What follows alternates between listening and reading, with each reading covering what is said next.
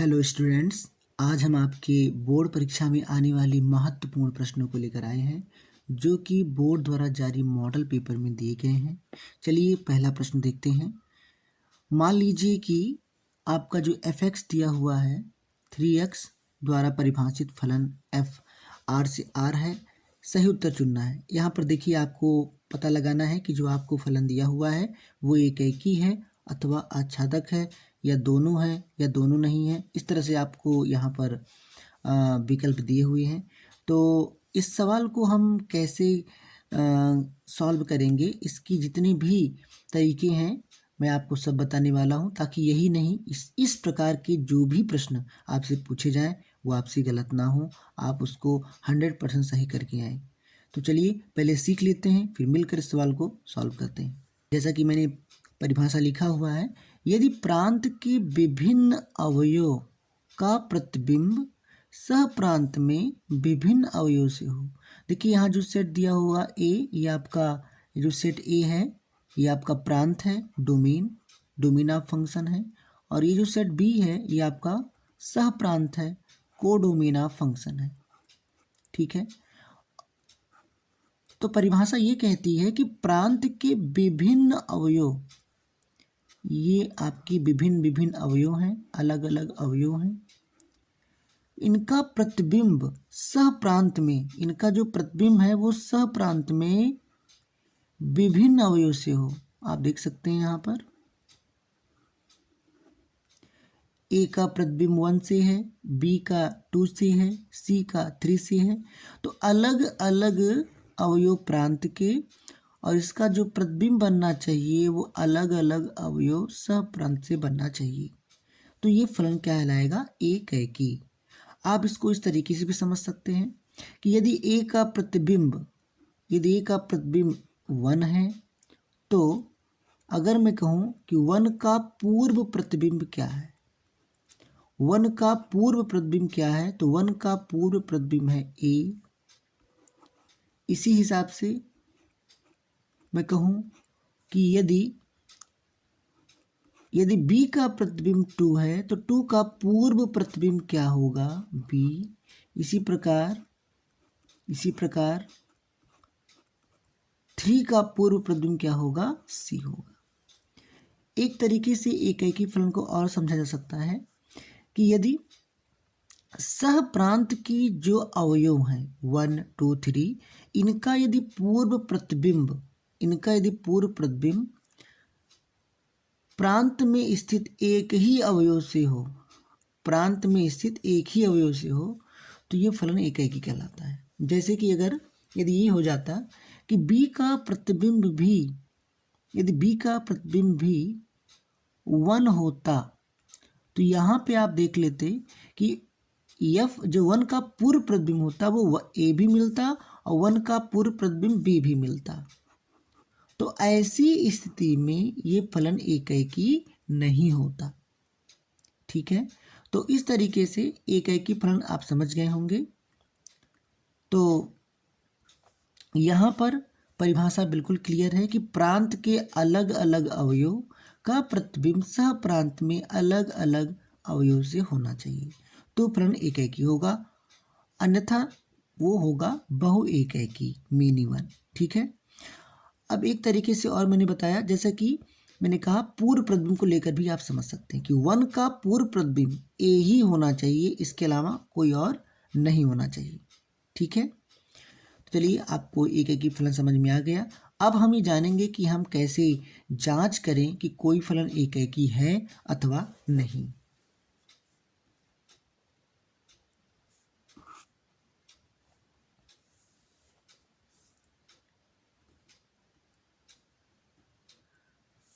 चलिए एकेकी फलन जांच करने की पहली विधि देखते हैं हम लोग।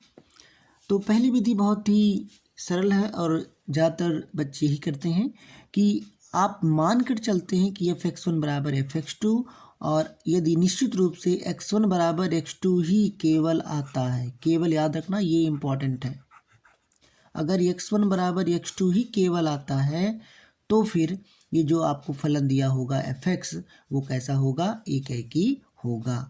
आइए एग्जाम्पल समझते हैं। मान लीजिए आपको एक फलन दिया है जो आर से आर में परिभाषित है और फलन एफ एक्स बराबर 2x दिया हुआ है।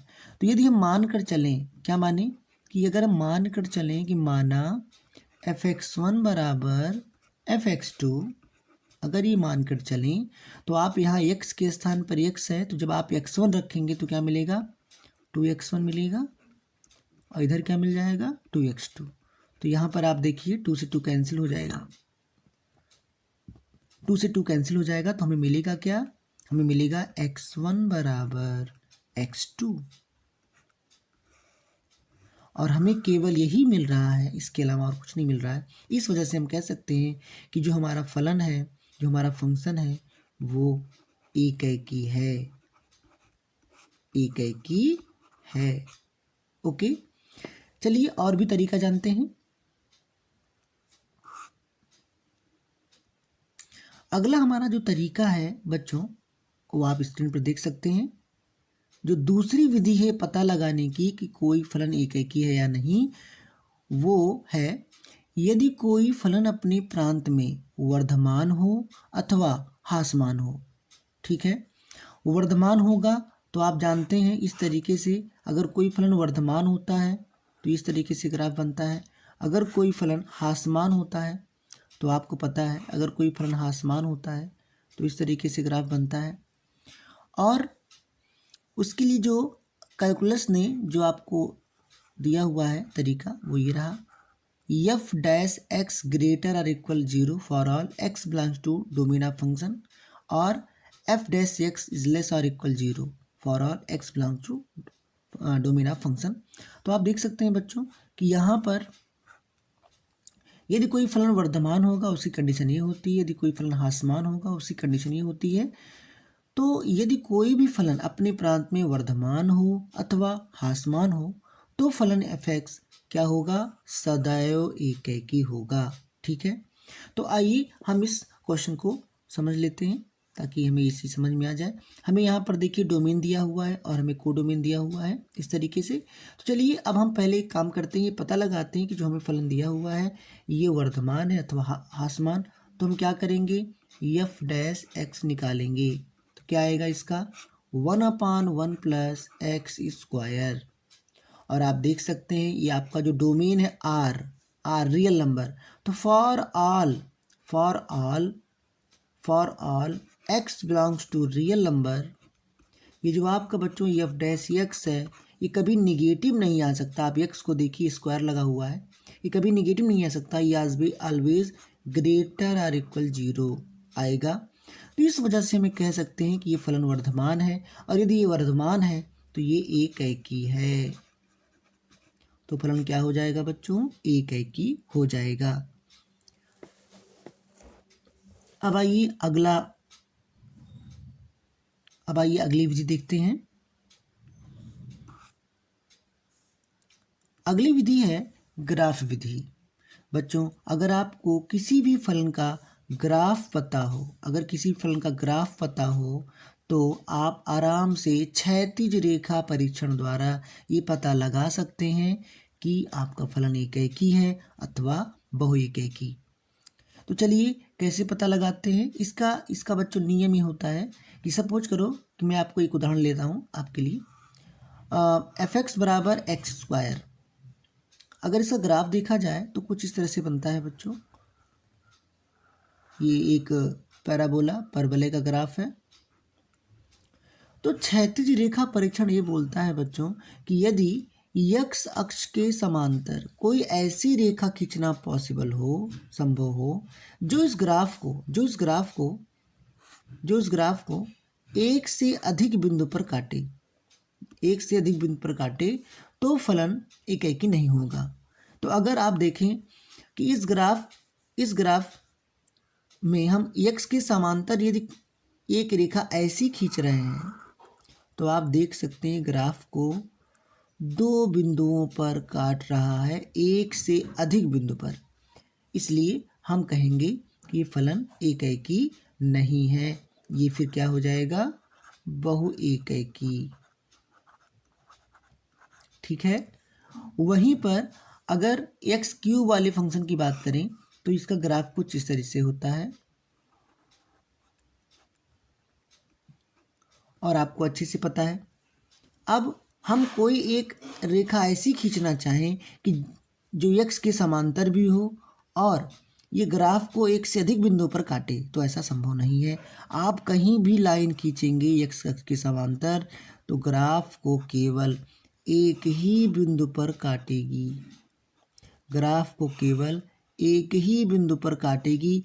ऐसा हॉरिजॉन्टल लाइन, ऐसी क्षैतिज रेखा यक्स के समांतर खींचना संभव नहीं है जो इस ग्राफ को एक से अधिक बिंदु पर काटे। अतः हम कहेंगे कि फलन कैसा हो जाएगा, ये फलन बच्चों एकैकी हो जाएगा।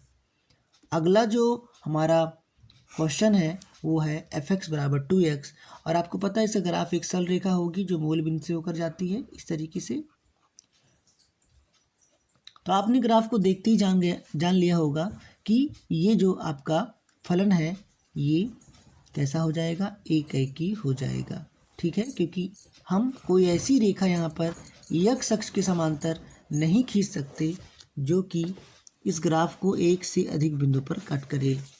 ठीक है, तो आराम से आप ग्राफीय विधि द्वारा भी ये प्रश्न लगा सकते हैं। अगर हम इस प्रश्न को f(x) = x² को अगर हम पहली विधि से लगाएं तो हम ये लेकर चलेंगे f(x1) = f(x2), तो हमें मिलेगा x1² = x2² और यहाँ से x1 बराबर मिल जाएगा ±x2। आप इसको ऐसा भी कर सकते हैं, एक तरीका मैं आपको और बता देता हूँ। आप अगर ऐसे नहीं समझना चाहें तो इस तरह से भी समझ सकते हैं। यहाँ पर आप अगर इस तरह से इसको लिखें x1² - x2² = 0, तो आप इसको लिख सकते हैं x1 - x2 एक ब्रैकेट में और x1 + x2 दूसरे ब्रैकेट में। तो आप यहाँ देख सकते हैं कि एक बार तो हमें मिलेगा x1 = x2 और दूसरी बार मिल जाएगा x1 = -x2। तो इस तरीके से आप देख सकते हैं कि हमें यहाँ दो वैल्यू मिल रही है x2 और -x2। इस वजह से हम कहेंगे कि फलन एकैकी तो नहीं हो पाएगा। ठीक है, तो इस तरीके से आप एकैकी फलन का पता लगा सकते हैं। अब हम जानेंगे कि फलन आच्छादक कब होगा और कब नहीं होगा।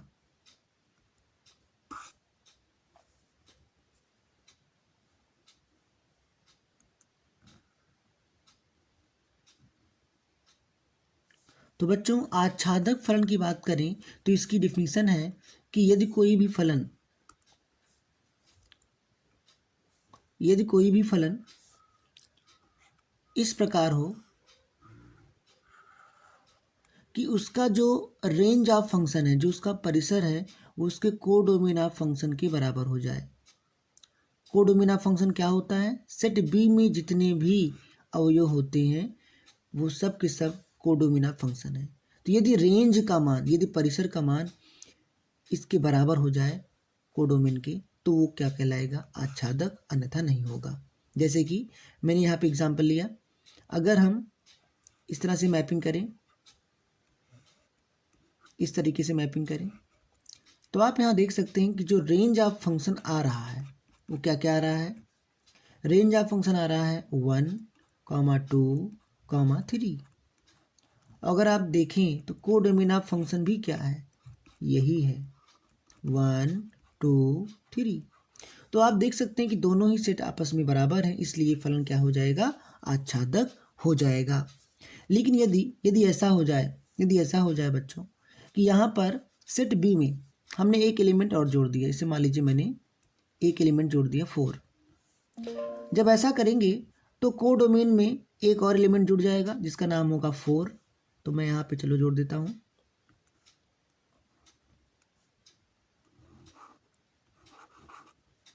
यहाँ पर मैंने जोड़ दिया, ये देखिए,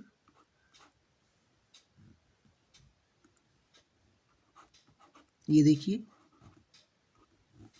अब आप बताइए कि रेंज तो क्या है, रेंज तो वही है 1, 2 और 3 इसकी, क्योंकि इसी की मैपिंग हो रही है। लेकिन आप कोडोमेन में देखेंगे कि एक और एलिमेंट आ गया, तो क्या ये दोनों बराबर हैं, तो बराबर नहीं है। तो यदि बराबर नहीं होंगी तो फलन आच्छादक नहीं होगा। ठीक है। तो आच्छादक की परिभाषा क्या है बच्चों, कि जो उसका परिसर होना चाहिए वो उसे कोडोमेन के बराबर होना चाहिए। यदि ऐसा है तो फलन क्या हो जाएगा, आच्छादक हो जाएगा। ठीक है। तो अब आप देख सकते हैं कि यहाँ पर मैं, चलो अब इसको मिटा देता हूँ। ठीक है। तो अब बताइए हमारा जो फलन है वो क्या हो गया, आच्छादक हो गया। ओके। तो आइए अब हम ये हमारा जो प्रश्न है इसको सॉल्व करते हैं। जो पहला प्रश्न है आपके मॉडल पेपर में, fx आपको जो दिया हुआ है वो दिया हुआ है बच्चों 3x, और ये फलन जो है कहाँ से कहाँ परिभाषित है, तो ये r से r में परिभाषित है। तो यहाँ पर अगर हम पहले पता लगाएंगे कि फलन एकाएकी है कि नहीं, तो इसके लिए हम पहली विधि का ही उपयोग कर लेते हैं। तो आप क्या लेकर चलेंगे, आप मान कर चलेंगे कि fx1 बराबर fx2। तो इस तरीके से जो है क्या आ जाएगा, 3x1 बराबर 3x2 आ जाएगा। और आप जब 3 कट कर देंगे तो यहाँ पर क्या मिला, x1 बराबर x2 मिला। केवल हमें यही मिला और कुछ नहीं मिला। तो बच्चों इस तरीके से आप देख सकते हैं कि फलन क्या हो गया, फलन एकाएकी हो गया। ठीक है। आप दूसरा तरीका भी, ग्राफी विधि भी लगा सकते हैं इस तरीके से।